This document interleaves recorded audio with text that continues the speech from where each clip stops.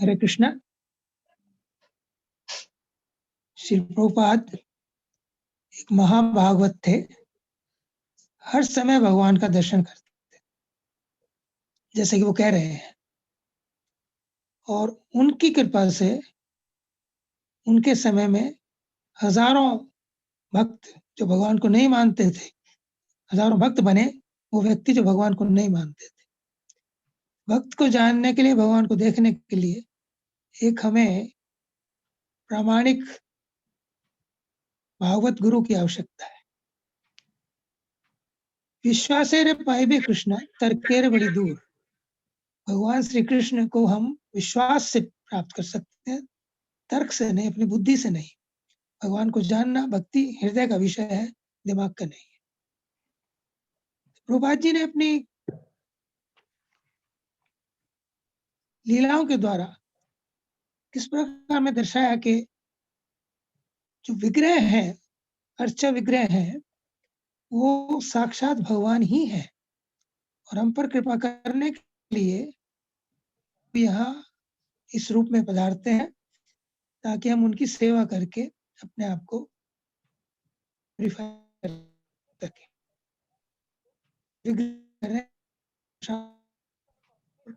मन को हमेशा देखता हूँ।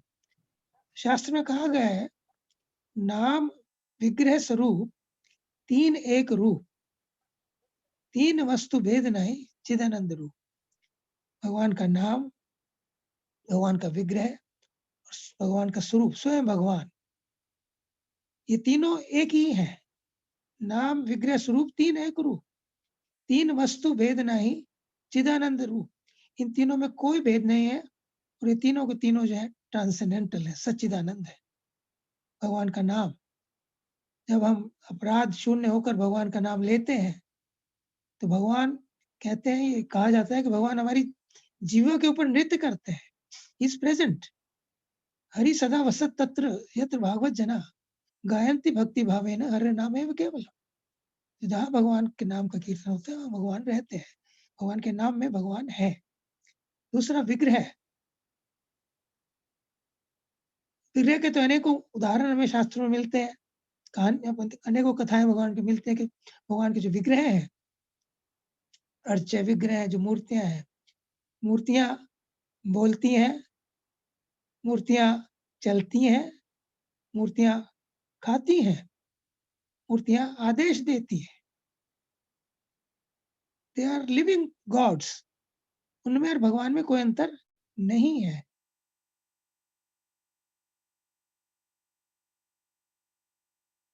एक विप्र के लिए भगवान वृंदावन से रेमुना गए साक्षी देने के लिए, तो वो विप्र कहते हैं, प्रतिमा नहीं तुम्हें साक्षात ब्रजेंद्र नंदन। विप्र लागी कार्य करे अकार्य कर्म। क्या प्रतिमा नहीं, साक्षात ब्रजेंद्र नंदन है। और एक विप्र का कार्य करने के लिए, मेरी सहायता करने के लिए आप अकार्य, जो काम, जो असंभव सा कार्य है वो आपने किया, साक्षी दी, यहां से चलकर वहां गए। एक ब्रजवासिन भगवान के विग्रह की बहुत पूजा किया, बहुत पूजा किया। उसकी सहेलियां उसका उपहास करती थी कि क्या तुम पत्थर को पूजती रहती। तो वो कहती है, सखी ये पाषाण न कहना, इनको मैंने प्राण दिए हैं, अब इनको निष्प्राण न कहना। कि ये पाषाण नहीं है, इनको मैंने प्राण दिए हैं, इनकी मैंने इतनी आराधना की है, इनको मैं अपने प्राणों से अधिक मानती हूँ, अब इनको निष्प्राण न कहना। रघुनंदन बालक 5 साल का, उसके पिता मुकुंद सरकार वैद्य थे। राजा ने उनको बुलाया एक दिन, दोपहर का भोग स्वयं लगाते थे गोपीनाथ जी का। तो रघुनंदन 5 साल का था, उसको कहकर चले गए कि रघुनंदन तुम भगवान को भोग लगा देना आज। तो कैसे भोग लगाऊं? अपनी तुम्हारी माता थाली तैयार करके दे देगी, तो भगवान का नाम लेना और कहना भगवान से खाइए, भगवान खा लेंगे। तो दोपहर को 12 बजे उनकी माता ने भोग की थाली दी, उस रघुनंदन बच्चे ने भगवान के सामने रखी, और कहा कि भगवान खाइए। 10 मिनट बाद उसने आँख खोली तो वैसा का वैसा था। उसने कहा कि भगवान खाइए आप, मैं बच्चा हूँ, मेरे को पिताजी नाराज़ होंगे कि आपने ठीक से भोग नहीं लगाया। भगवान ने कहा कि नहीं, मैं देखकर भी खा सकता हूँ।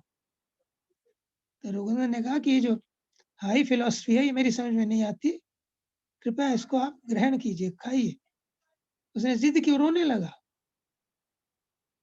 तो फिर आँख बंद कर उसने प्रार्थना की, भगवान ने सारा भोग खा लिया, थाली खाली हो गई। तो लेकर गया अपनी माँ के पास। माँ ने पूछा कि प्रसाद? उसने कहा भगवान ने खा लिया। उसकी माँ ने सोचा कि बच्चा है, इसने आप खा लिया होगा। उसके पिता आए, पिता ने कहा कि प्रसाद चाहिए, भूख लगी है। उसने कहा आज तो प्रसाद है नहीं। सारी कथा बताई। पिता जानते थे कि बच्चे भोले होते हैं, भगवान की बात मानते हैं। उसने कहा ठीक है, ये शायद ये सत्य कह रहा हो। उन्हें एक लड्डू दिया कि चलो अभी फिर मेरे सामने इसको भोग लगाओ। तो लड्डू का भोग लगाया उसने और पिता पर्दे के पीछे से देखने लगे। तो भगवान ने लड्डू खाया, आधा लड्डू खाया था कि पिता ने झाँक कर देखा तो उसके बाद उन्होंने खाया। तो विश्वासेर पाइबे कृष्णा तर्केर बड़ी दूर। बच्चों का जो विश्वास है, उनका मन सरल होता है, भगवान उसके द्वारा अर्पित भोग खाया। एक और बड़ी सुंदर कथा हमें सुनने को मिलती है भगवान जगन्नाथ जी के बारे में। एक व्यक्ति धनंजय मेहता हैदराबाद से जगन्नाथपुरी आया। उसका विश्वास नहीं था भगवान। उसने वहाँ के उपास कर रहा था, वहाँ के जो पुजारी थे उनसे कहा कि अच्छा ठीक है, मैं जब मानूँगा भगवान को कि आप 1 लाख रुपए में 1 बार का भोग भगवान को बना के दिखाओ। 1 लाख उन दिनों, ये बात है 1727 की, अबाउट 300 इयर्स बैक। तो 1 लाख रुपए में एक टाइम का भोग क्या बन सकता है? सारा कुछ घी में भी बनाया तो भी नहीं। तो सभी पुजारी सोच में पड़ गए, क्या किया जाए, क्या किया जाए? और टाइम लिमिट उसने मुक्त कर नियत कर दी कि विदिन 2 वीक्स। तो जब लास्ट डे रह गया तो उन्होंने भगवान से प्रार्थना की कि जगन्नाथ जी, आपकी प्रतिष्ठा का सवाल है, कृपया कुछ कीजिए।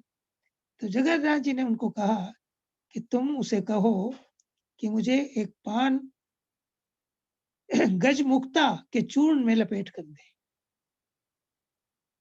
गजमुक्ता सैकड़ों हाथियों में से किसी एक के माथे में वो मुक्ता होती है। वो अमूल्य, बहुत बहुमूल्य है। 1 लाख तो क्या, कई लाख की उसकी वैल्यू होती है। तो पुजारी ने कहा धनंजय मेहता को कि ठीक है, हम आज भोग लगाएँगे। भगवान भगवान ने कहा कि आप एक पान गजमुक्ता के चूर्ण में लपेट कर दो। तो वो व्यक्ति हैरान रह गया कि वो कर नहीं सकता था ये। तो भगवान का एक टाइम का प्रसाद भोग कई लाख का बन गया। तो उसने फिर भगवान को शरणागति की, स्वीकार किया कि हाँ, ये जगन्नाथ जी हैं, साक्षात भगवान हैं। तो भगवान में, उनकी मूर्ति में, उनके नाम में कोई अंतर नहीं है। प्रभुपाद जी की कृपा से हमें भगवान का नाम मिला है और उनके मंदिरों में बड़े सुंदर ढंग से भगवान के अर्च विग्रह की सेवा की जाती है। ये समझकर कि साक्षात भगवान है। उनमें भगवान है ऐसा नहीं, वो साक्षात भगवान है। तो विग्रह, नाम, विग्रह, स्वरूप, 3 एक रूप। ये तीनों एक रूप है। तो हमें भी भगवान का दर्शन हम विग्रह के रूप में करते हैं। हमें ये सोचना चाहिए कि साक्षात भगवान है और बड़ी श्रद्धा के साथ उनकी आराधना करनी चाहिए। नाम बड़े भाव से लेना चाहिए। प्रभुपाद जी की बहुत बड़ी कृपा है कि उन्होंने हम में से बहुत से लोग भगवान को नहीं मानते थे, प्राय नास्तिक थे। वास्तव में कन्फर्म नास्तिक कोई नहीं। एक दिन हमने पहले भी बताया था आपको कि जब अंग्रेजी की कहावत है कि there are no atheist in foxholes. युद्ध के बंकर्स में कोई नास्तिक नहीं होता, क्योंकि जब बम पड़ते हैं हर कोई भगवान को याद करे, हे भगवान बचाओ, हे भगवान मेरी रक्षा करना, हे भगवान मेरी रक्षा करना। तो वास्तव में यदि हम लॉजिकली भी देखें, श्रद्धा से भी देखें, भगवान है और भगवान हमारी सेवा स्वीकार करने के लिए अर्चा विग्रह में प्रकट हुए हैं। ये प्रभुपाद जी की हम पर कृपा है कि उन्होंने हमें अर्चा विग्रह दिए हैं, नाम दिया है। हम श्रद्धा से इनकी आराधना करें, हरे कृष्ण महामंत्र का जप करें, भगवान को अपने घर में विराजमान करके उनका चित्र में, मूर्ति में कोई फर्क नहीं है, एक ही है वो। तो उनको अपने घर का केंद्र बिंदु बना के उनको भोग अर्पण करें, उनका फिर प्रसाद ग्रहण करें, तो हमारा जो मन है धीरे-धीरे पवित्र होता जाएगा और हमें कृष्ण प्रेम की प्राप्ति अवश्य होगी, यदि हम प्रभुपाद जी के बताए हुए मार्ग पर चलते हैं। हरे कृष्ण, धन्यवाद, थैंक यू।